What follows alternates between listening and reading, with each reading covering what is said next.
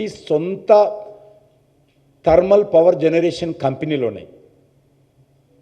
ఆ సొంతంగా తయారు చేసినటువంటి పవరు తెలంగాణ ప్రభుత్వం తీసుకుంది.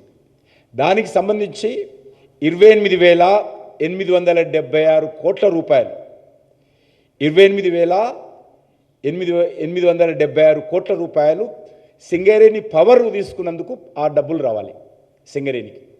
నెంబర్ 1. నెంబర్ 2, తెలంగాణ జెన్కో కంపెనీలు ఉన్నాయి.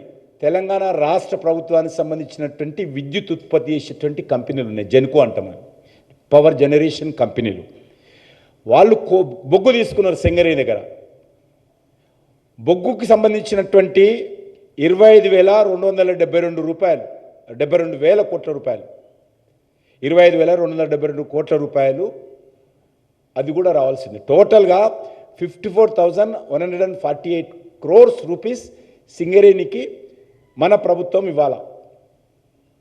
కాబట్టి ఇంత డబ్బు ప్రభుత్వం దగ్గర బకాయిలుంటే ఒక సంస్థ ఏ రకంగా బతుకుతుంది, కార్మికులకు ఏ రకంగా ధైర్యం ఉంటుంది, ఏ రకంగా కార్మికులు ధైర్యంగా ముందుకెళ్తారు?